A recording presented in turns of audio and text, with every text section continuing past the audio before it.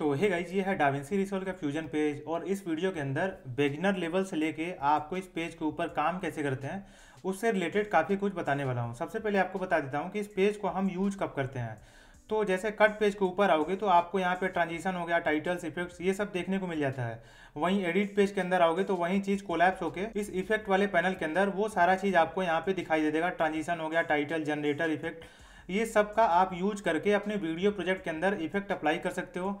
और जैसे मान लो यहाँ पे कई सारा आपको बैकग्राउंड देखने को मिल जाता है, उसको यूज कर सकते हो, उसके ऊपर टाइटल अप्लाई कर सकते हो, उसको एनिमेट करा सकते हो इंस्पेक्टर पैनल का यूज करके। ये सब यूज करने के बाद भी अगर आपका काम नहीं चल रहा है और आपको अपना खुद का कस्टमाइज 2D या फिर 3D भी, दोनों में से कोई भी आपको इफेक्ट अपना खुद का क्रिएट करना है, तब हम फ्यूजन पेज का यूज करते हैं। तो जैसे मान लो किसी क्लिप के ऊपर अगर आपको कोई इफेक्ट अप्लाई करना है, जैसे ये क्लिप है, इसका अपने वीडियो प्रोजेक्ट के अंदर अपीयरेंस चेंज करना है या फिर इसके ऊपर कोई इफेक्ट आपको अप्लाई करना है, 2D या 3D जो भी, तो इस क्लिप के ऊपर प्ले हेड लेके जाना है। प्ले हेड इस क्लिप को टच करना चाहिए। उसके बाद फ्यूजन पेज को सिलेक्ट कर लेना है। ये फ्यूजन पेज के अंदर आके इस क्लिप को मॉडिफाई आप कर सकते हो। नहीं तो अगर आपके पास कोई भी मीडिया क्लिप नहीं है, आप जीरो लेवल से स्टार्ट करके एक नया इफेक्ट क्रिएट करना चाहते हो, तो आपको ये जो मीडिया पूल है इसके अंदर राइट क्लिक करना है। उसके बाद यहाँ पे न्यू फ्यूजन कंपोजिशन को चूज करना है। उसके बाद फ्यूजन कंपोजिशन क्लिप का नाम देना है। सपोज करो कि माई इफेक्ट नंबर 1। अब यहाँ पे फ्रेम रेट बाय डिफॉल्ट 30 है, क्योंकि मेरे वीडियो प्रोजेक्ट का जो FPS वैल्यू है वो 30 है। अब यहाँ पे आपको जो इफेक्ट आप क्रिएट करने जा रहे हो फ्यूजन के अंदर, वो कितना टाइम का रहना चाहिए। यहाँ पे बाय डिफॉल्ट 5 सेकंड का रहता है, इसको आप बढ़ा भी सकते हो, सपोज करो कि 10 सेकंड। उसके बाद क्रिएट बटन पे टैप कर देना है। अब ये फ्यूजन क्लिप आपका क्रिएट हो गया। इसको डायरेक्ट ड्रैग एंड ड्रॉप करना है टाइमलाइन के ऊपर। उसके बाद इसके ऊपर प्ले हेड लेके जाना है और फ्यूजन पेज के अंदर इंटर हो जाना है। तो सबसे पहले मैं मीडिया क्लिप को सेलेक्ट करके फ्यूजन पेज के अंदर आ जाता हूँ। तो यहाँ पे आपको बाय डिफॉल्ट दो नोड देखने को मिलेगा, ये जो मीडिया इन नोड है और मीडिया आउट नोड है। मीडिया इन नोड के अंदर ये जो ओरिजिनल कंटेंट है वो जाके स्टोर हो जाता है, और मीडिया आउट नोड के अंदर जो भी आपका चीज़ रहेगा, यहाँ पे जो भी बीच में इफेक्ट अप्लाई करोगे तो वो इफेक्ट से हो कि ये जो लाइन जाएगी मीडिया आउट में, तो मीडिया आउट बेसिकली फाइनल आपको रिजल्ट देगा। अब यहाँ पे हर एक नोड एक मीडिया को इंडिकेट करता है, या फिर इफेक्ट को, या फिर कुछ भी ट्रांसफॉर्मेशन को। हर एक नोड एक अलग इफेक्ट या फिर मीडिया होता है। अब इस लाइन के बीच में मैंने कोई भी इफेक्ट अप्लाई नहीं किया है, तो जैसा ओरिजिनल कंटेंट था उसी को मैंने ट्रांसफ़र कर दिया आउट वाले नोड के अंदर। तो यहाँ पे देखोगे तो जो आपका ओरिजिनल फुटेज है वही आपका प्ले होगा, मतलब ओरिजिनल ही रहेगा। बीच में मैंने कोई भी इफेक्ट अप्लाई नहीं किया है। अब आपको बताता हूँ एक एक करके कि इफेक्ट कैसे अप्लाई करते हैं। उसके पहले मैं आपको बताना चाहता हूँ कि फ्यूजन पेज का जो इंटरफेस है उसके बारे में थोड़ा सा आपको ओवरव्यू बताना चाहता हूँ। तो यहाँ पे देखोगे तो बाय डिफॉल्ट दो व्यूअर विंडो आपको दिखाई देगा, एक लेफ्ट साइड है, एक राइट साइड है। तो यहाँ पे देखोगे तो मीडिया आउट नोड के नीचे देखोगे तो दो बटन्स है। लेफ्ट साइड वाइट कलर नहीं है, राइट साइड वाइट कलर है, मतलब इसका जो कंटेंट है राइट वाले व्यूअर दूसरे व्यूअर विंडो के अंदर दिखाई दे रहा है। वहीं मीडिया इन नोड, इसके जो नीचे बटन है पहले वाले पे टैप कर दोगे तो इसका जो कंटेंट है, या फिर इसी के ऊपर अगर पहले वाले पे टैप कर दोगे तो इसका जो कंटेंट है, ये काम क्यों नहीं कर रहा है पता नहीं, चलो कोई बात नहीं। अगर इसका जो कंटेंट है मीडिया इन नोड का पहले वाले व्यूअर विंडो के अंदर आपको दिखाना है, तो इसको सेलेक्ट करके 1 की को प्रेस करोगे, इसका कंटेंट पहले वाले व्यूअर विंडो के अंदर आपको दिखाई देने लगेगा। वैसे ये बटन भी काम करता है, देखो काम कर रहा है। अब एक और तरीका है, जैसे मान लो इसको आपको, अब दोनों एक ही है तो समझ में नहीं आ रहा है, मैं पहले एक करता हूँ नया, यहाँ पे नोड ऐड करता हूँ। ये बैकग्राउंड नोड है। अब इसको आप राइट क्लिक करोगे, उसके बाद व्यू ऑन, आपको लेफ्ट वाले व्यूअर विंडो के अंदर दिखाई देना है कि राइट वाले। राइट पे टैप चूज करोगे, ये देखो राइट में दिखाई दे रहा है। कलर ब्लैक है तो आपको समझ में नहीं आ रहा है, मैं कलर थोड़ा सा चेंज कर देता हूँ, ये देखो इस तरह से। वहीं इसके ऊपर सेलेक्ट करके ड्रैग एंड ड्रॉप भी कर सकते हो। देखो पहले वाले व्यूअर विंडो के अंदर इसको दूसरे में ड्रैग एंड ड्रॉप कर दो, या फिर इसको पहले में ड्रैग एंड ड्रॉप कर दो। यहाँ पे देख सकते हो ये जो बटन का कलर है चेंज हो रहा है, मतलब यहाँ पे आपको समझ में आ रहा है कि ये जो मीडिया इन नोड के अंदर का जो कंटेंट है, ये जो दो बटन में से पहला बटन व्हाइट कलर है, तो मतलब इसका जो कंटेंट है लेफ्ट वाले पहले वाले व्यूअर विंडो के अंदर दिखाई दे रहा है। हालांकि ये जो दो व्यूअर विंडो है इसको एक कर सकते हो। ये जो व्यू बटन है इसको टैप करोगे एक हो जाएगा, वापस से टैप करोगे दो हो जाएगा। ये जो फ्यूजन पेज है इसके अंदर ये मीडिया पूल है, इफेक्ट है। मीडिया पूल के अंदर वही मीडिया क्लिप्स होता है जिसको अपने वीडियो प्रोजेक्ट के अंदर अपन यूज करते हैं, और इफेक्ट के अंदर वो सारा नोट कैटेगरी वाइज आपको दिखाई देगा जो कि फ्यूजन पेज के अंदर अवेलेबल है, जिसको आप यूज करके जो भी आपको कॉम्प्लेक्स इफेक्ट क्रिएट करना है, कस्टमाइज इफेक्ट क्रिएट करना है, इसको आप यूज कर सकते हो। हर एक नोड एक मीडिया या फिर इफेक्ट आप कंसीडर कर सकते हो। उसके बाद राइट साइड इंस्पेक्टर पैनल है, आप हर एक नोड को इंस्पेक्ट कर सकते हो। उसका कलर वैल्यू पैरामीटर चेंज कर सकते हो, उसको एनिमेट करा सकते हो। फिर नीचे ये जो यही मेन है इस फ्यूजन पेज का मेन चीज़, वर्किंग स्पेस, वर्क एरिया यही है। इसको हम लोग बोलते हैं नोड एडिटर। इसको मैं पहले इंस्पेक्टर को कोलैप्स कर देता हूँ हॉरिजॉन्टल, ताकि इसका जो एरिया है वो बड़ा हो जाए। अब ये जो नोड एडिटर है ये अपना वर्क स्पेस शेयर करता है की फ्रेम और स्प्लाइन के साथ। जैसे की फ्रेम को एक्टिवेट करोगे ये यहाँ पे आ जाएगा, स्प्लाइन को एक्टिवेट करोगे वो भी यहाँ पे आ जाएगा। अब इसको दोनों को मैं बंद कर देता हूँ। की फ्रेम के अंदर हम जब की फ्रेम किसी नोड के ऊपर पैरामीटर पे की फ्रेम अप्लाई करते हैं तो उस की फ्रेम का आप अपने वीडियो प्रोजेक्ट के अंदर टाइमिंग चेंज कर सकते हो, और स्प्लाइन का यूज करके जो भी आप एनिमेशन अप्लाई किए हो उसको आप स्मूथ वगैरह कर सकते हो। अब आते हैं मेन टॉपिक के ऊपर कि इसके अंदर नोड ऐड करके काम कैसे करते हैं। तो मैं कट पे एडिट पेज के ऊपर आ जाता हूँ और एक मैं यहाँ पे टाइमलाइन के ऊपर ऐड करता हूँ कोई क्लिप, और यहाँ पे इसके ऊपर प्ले हेड ले जाके मैं फ्यूजन पेज के अंदर आ जाता हूँ। अब यहाँ पे आपको स्टेप बाय स्टेप सबसे पहले बताता हूँ कि नोड कैसे ऐड करते हैं। तो नोड या तो ये जो इफेक्ट पैनल है इसके अंदर आपको सारा नोड दिखाई देगा, इसके अंदर से ब्राउज करके ड्रैग एंड ड्रॉप कर सकते हो, या फिर इसके ऊपर आपको ऐड करना है तो इसको सेलेक्ट करके डबल टैप करोगे वो आके यहाँ पे ऐड हो जाएगा। नहीं तो ये जो टूल बार है इसके अंदर ये जो बटन्स देख रहे हो ये हर एक बटन एक नोड्स है, जैसे background node, text node, paint node, colour character node, ये सारा नोड है। अब इसके अंदर कुछ लिमिटेड नंबर ऑफ नोड्स है, यहाँ पे तो सारा नोड है, ये limited of number of nodes है, ये वो नोड्स है जो कि फ्यूजन के अंदर बहुत ज़्यादा लोग यूज करते हैं। अब नोड ऐड करने से पहले आपको एक टिप बताना चाहता हूँ। अगर आप बिगिनर हो तो सपोज करो कि इस मीडिया इन नोड पे आप कोई टेक्स्ट अप्लाई करना चाहते हो या फिर कोई आप इसका कलर करेक्शन करना चाहते हो, तो इसको सेलेक्ट करना है, उसके बाद नोड बटन पे टैप करना है इस तरह से, तो ये नोड जो है इसके अंदर आके ऐड होगा। वहीं अगर इसको सेलेक्ट नहीं किए रहोगे, इसके ऊपर टैप करोगे तो ये नोड कहीं और जाके ऐड होगा, मतलब इसके अंदर कनेक्शन नहीं रहेगा। तो आपको जो चीज़ें हैं नोड एडिटर के अंदर जो नोड्स है उसको ऑर्गेनाइज रखने के लिए सेलेक्ट करके आपको नोड ऐड करना है अगर आप बिगिनर हो तो इस तरह से नोड आप टूल बार बटन के अंदर से लेके यूज कर सकते हो। नहीं तो इसको सेलेक्ट करो, शिफ्ट प्लस स्पेस बार की को प्रेस करोगे आपको एक इस तरह से विंडो आ जाएगा। अब यहाँ पे सपोज करो कि कलर करेक्टर नोड चाहिए तो इसको टाइप करो, अब कलर करेक्टर आ गया, ऐड बटन पे टैप करोगे ये आके यहाँ पे ऐड हो जाएगा। नहीं तो एक और तरीका है, जैसे इसको डिलीट कर देता हूँ, इस नोड के ऊपर राइट क्लिक करना है। अब यहाँ पे देखोगे तो एक इंसर्ट टूल है, इसके ऊपर जाना है, फिर यहाँ पे जाओगे, जैसे कलर के अंदर जाओगे तो आपको यहाँ कहीं ना कहीं ये रहा कलर करेक्टर, इसको टाइप करोगे ये यहाँ पे आ जाएगा। तो ये मीडिया इन नोड है, ये ओरिजिनल कंटेंट है। अब इसका कलर करेक्शन करना है मुझे, तो मैंने कलर करेक्टर नोड यहाँ पे बीच में अप्लाई कर दिया।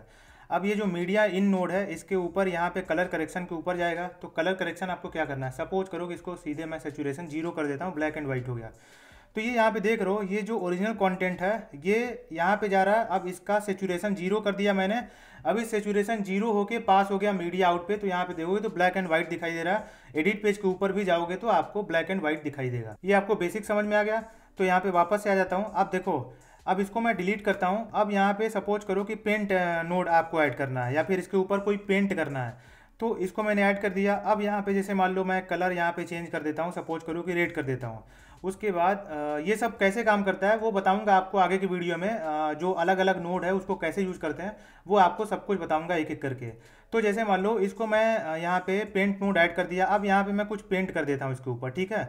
तो यहाँ पे आप देख सकते हो दूसरे वाले व्यूवर विंडो के अंदर आपको पेंट दिखाई दे रहा था, पहले वाले व्यूवर विंडो के अंदर नहीं दिखाई दे रहा था। इसका मतलब आप समझ रहे हो, ये जो मीडिया इन नोड है इसके अंदर ओरिजिनल कंटेंट है, तो इसके बाद का जो कंटेंट है वो आपको इसके अंदर नहीं दिखाई देगा, क्योंकि इसके बाद का ये कंटेंट है ये यहाँ पे अप्लाई नहीं हो रहा है। इसके बाद इस तरह से ये जो आप एरो देख रहे हो ये इधर से इधर जा रहा है, तो मतलब इसके अंदर अभी ओरिजिनल कंटेंट है। पेंट इसके अंदर आपको नहीं दिखेगा, पेंट इसके बाद दिखेगा। तो यहाँ पे आप देख सकते हो पेंट नोट का यूज करके मैं यहाँ पे इस तरह से पेंट कर दिया। आप कुछ भी तरह का पेंट यहाँ पे कर सकते हो। अच्छा, इसको मैं डिलीट करता हूँ अभी।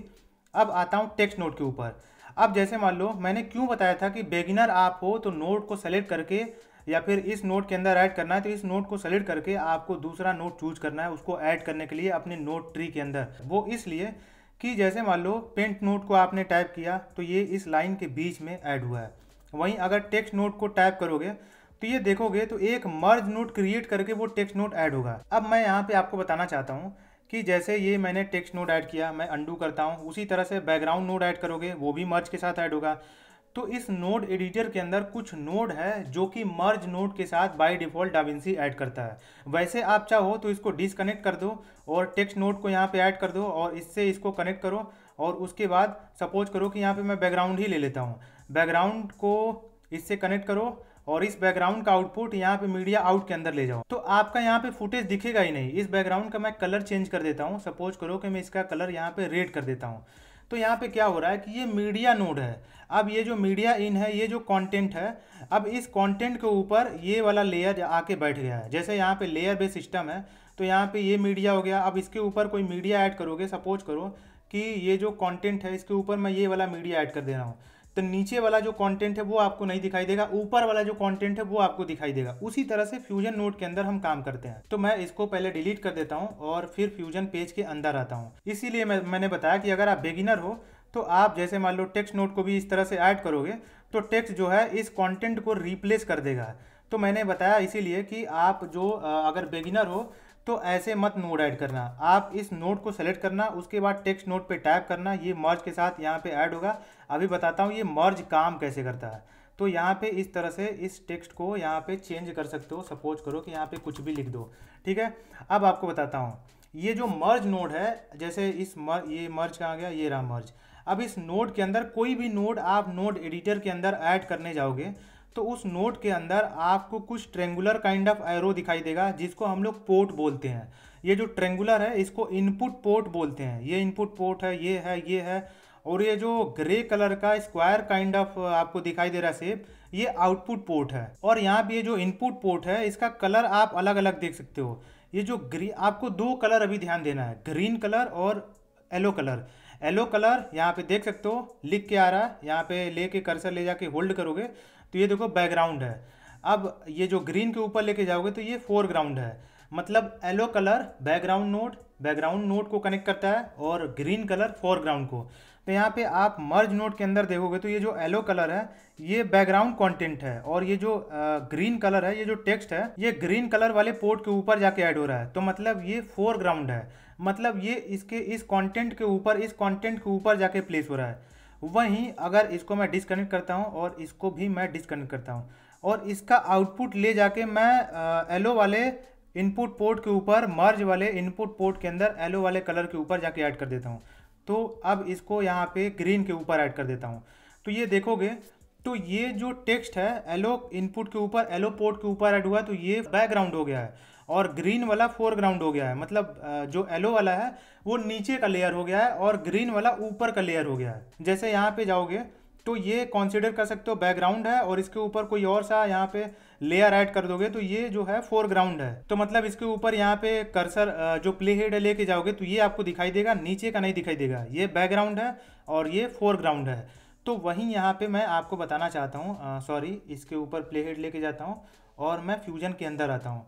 तो वहीं मैं आपको बताना चाहता हूँ कि ये जो कलर है, इनपुट पोर्ट है, अलग अलग कलर बहुत कुछ बताता है। आपको फिलहाल दो चीज़ पे ध्यान देना है, बाकी डिटेल में आपको अलग से वीडियो लेके आऊँगा। अभी नहीं बताना चाहता हूँ क्योंकि कॉम्प्लेक्स हो जाएगा। अभी आप बेसिक सीखो। अब मैं इसको सेलेक्ट करके बैकग्राउंड नोड के ऊपर टैप करता हूँ तो ये मर्ज नोड हो गया, ठीक है। और मर्ज नोड आपको बताना चाहता हूँ कि इस मर्ज नोड को आप एक लेयर कंसिडर कर सकते हो। अब यहाँ पे आप देखोगे तो ये जो बेस लेयर है इसको बेस लेयर आप कंसीडर कर सकते हो। उसके बाद इस लेयर के इस लाइन के बीच में जितना मर्ज नोड आप ऐड करोगे उसको आप समझ लो कि उसके ऊपर एक और लेयर है। जैसे ये बेस लेयर हो गया, उसके ऊपर एक और लेयर आ गया, इसके ऊपर एक और लेयर आ गया। उसके बाद वो सारे कंटेंट का यहाँ पे जो आउटपुट के अंदर जाएगा फाइनल, वो आपको वीडियो प्रोजेक्ट के अंदर आपको फाइनल आउटपुट दिखेगा।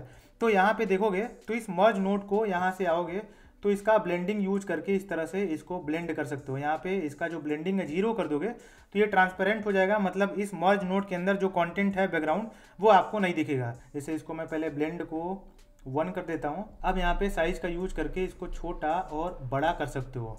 वहीं टेक्स्ट नोड का यूज करके इसके ऊपर कुछ टेक्स्ट लिख सकते हो। अब मैं आपको बताना चाहता हूँ, जैसे ये मीडिया क्लिप है, इसके अंदर जो कॉन्टेंट है ये कॉन्टेंट है। इसके ऊपर जैसे मान लो इसको ट्रांसफॉर्म करना है, कलर करेक्शन अप्लाई करना है, वो क्या है कि एक नया लेयर क्रिएट नहीं करता है। वो क्या है कि इस फुटेज से डायरेक्टली इंटरेक्ट करता है। जैसे मान लो इसको आपको ट्रांसफॉर्म करना है, तो ये रहा ट्रांसफॉर्म नोड, इसको यूज कर लो।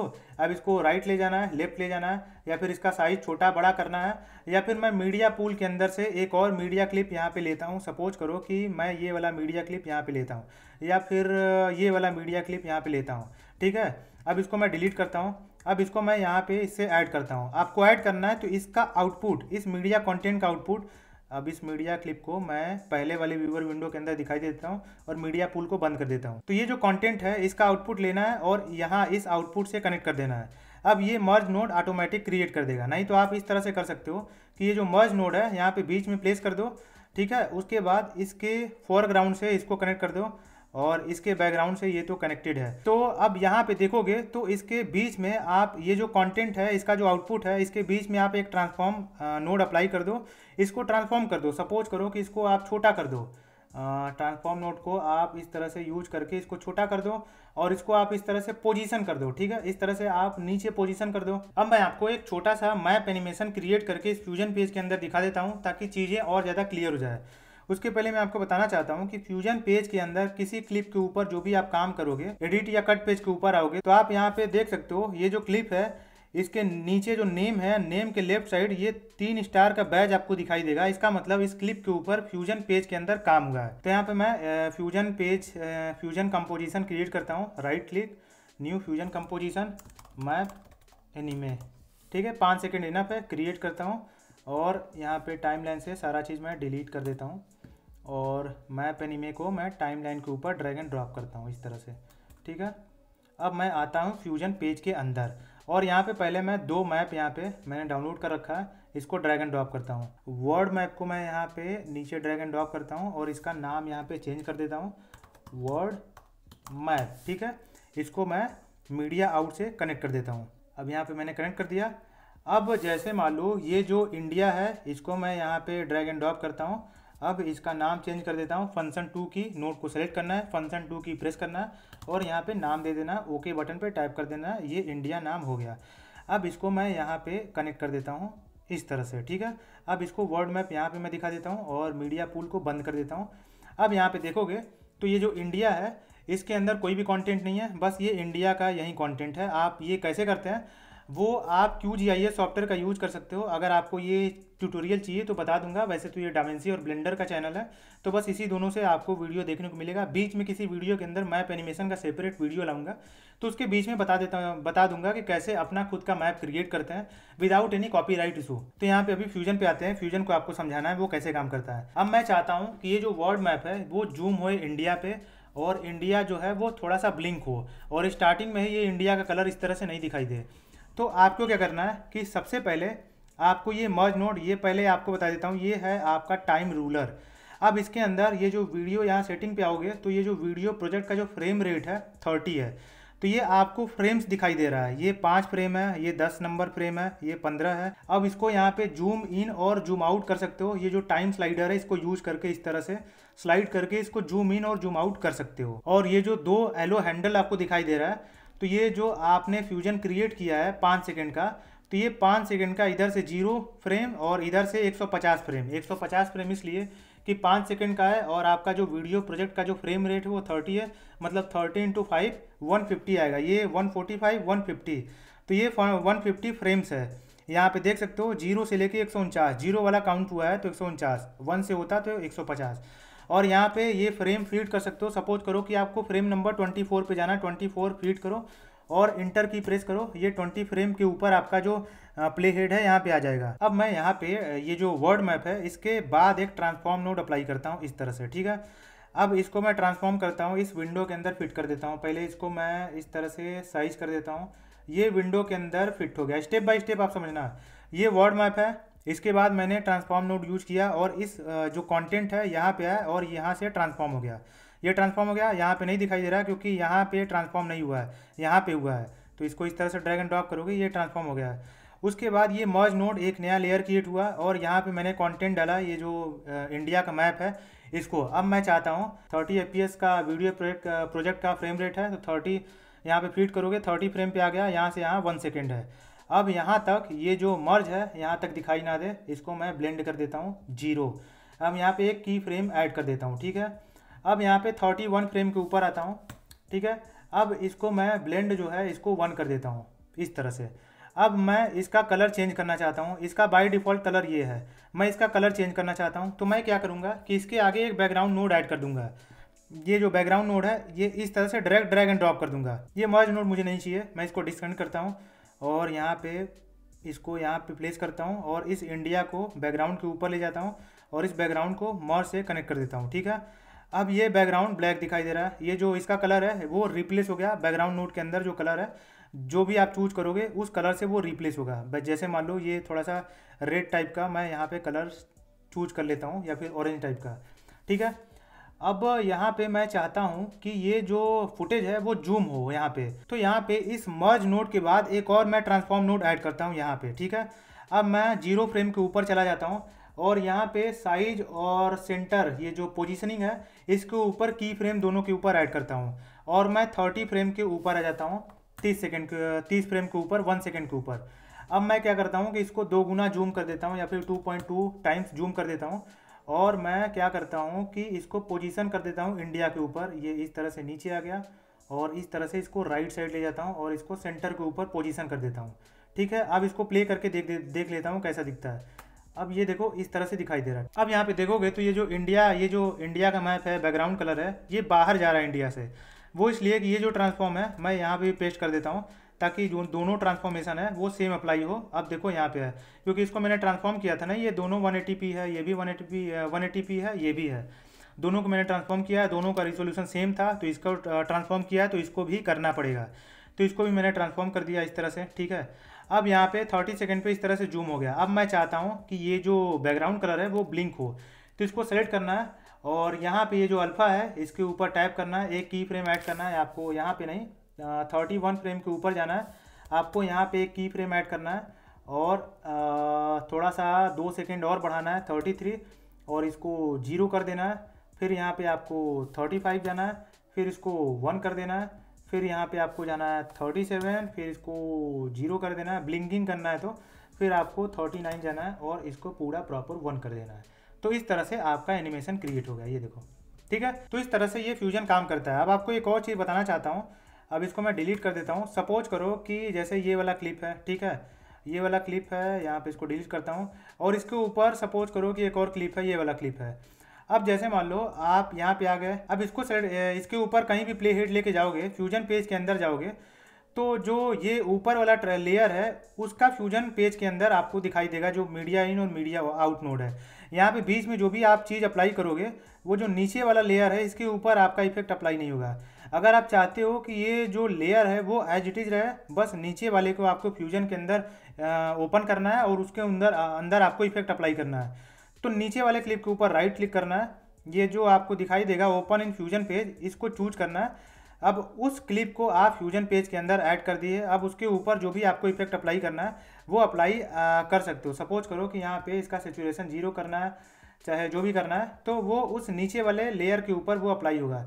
इस तरह से प्ले करोगे, यहाँ पे दिखाई नहीं दे रहा है, जूम थोड़ा सा इसको आउट कर देता हूँ, इस क्लिप को कुछ ज़्यादा ही आउट हो गया, 0.3 कर देता हूँ, ठीक है। तो इस तरह से देखोगे तो वो जो फ्यूजन पेज के अंदर आपने इफेक्ट अप्लाई किया था इस क्लिप के ऊपर, तो वो यहाँ पे आपको दिखेगा। अब मैं आपको एक और चीज़ बताना चाहता हूँ, जैसे ये क्लिप है, इसको मैं सेलेक्ट करके इसके ऊपर प्ले हेड ले जाके फ्यूजन पेज के अंदर मैं आ गया, इसको मीडिया पूल को बंद कर देता हूँ।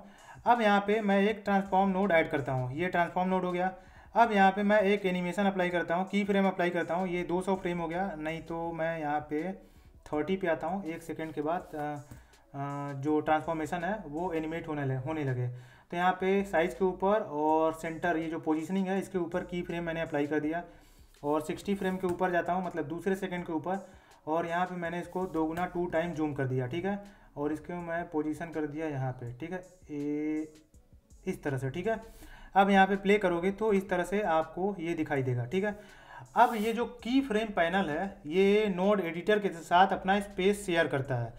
अब ये जो की फ्रेम आपने अप्लाई किया है, ये जो की फ्रेम वाइट कलर का, जैसे ये नोड को टैप करोगे तो जो भी की फ्रेम आपने अप्लाई कर रखा होगा तो ये यहाँ पे आपको दिख जाएगा।